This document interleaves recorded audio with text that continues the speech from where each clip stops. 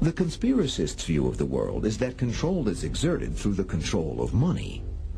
In this country, we operate under the golden rule. Whoever has the gold makes the rules. Whether or not this type of nefarious global control exists, it is true that the Bilderbergers have been successful in at least controlling media coverage of their meetings. Leading media moguls are always invited to Bilderberg conferences, but only under the strict understanding that they will not report on what they hear. So, for instance, Katharine Graham of the Washington Post has been to many Bilderberg meetings. One of the inner core Bilderberg members is Conrad Black, who owns 68% of newspapers in Canada, Telegraph newspapers in Britain, the Jerusalem Post, and a stream of newspapers worldwide. Not one word has appeared in his newspapers about the Bilderberg group. The steering committees and the bureaucracies and the meetings themselves had their own concern, rather intense concern, with not being mentioned in the press, and had this brilliant idea of co-opting whatever press they did invite, and then going higher and higher in the press as they invited it. But it's quite something to have more than 100 people attend a meeting one weekend of the year, all of them at least of some importance, and have nothing in the mainstream press about them.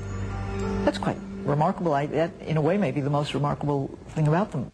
If you, and I have done many times, said to journalists, let alone the general population, tell me about the Bilderberg group, this glassy-eyed look comes across. The what? The what?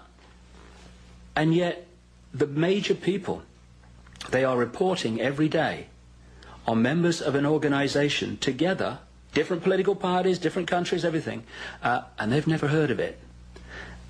And a few people can't control the world. Well, obviously they can, and get away with it. But just how obvious this version of the world is depends on the eyes you see it with. And in the history of secret societies, perspective is everything. In the next 5 to 10 years, we are all going to live in a global version of Nazi Germany. If it's a conspiracy, it's not so much a secret conspiracy as the way power operates in America, the way an elite perpetuates itself in a democracy. The Bilderberg Conference usually includes high-ranking American officials. Former Treasury Secretary Lloyd Bentsen was a regular for many years. Taxpayers allegedly pick up the tab, but their public servants aren't allowed to reveal anything about the proceedings. In recent years, the secrecy surrounding the conference has grown even tighter ever since protesters disrupted a World Trade Organization meeting in Seattle. Bilderbergers want to avoid any similar demonstration that would bring even more attention to their famous and famously secret meetings.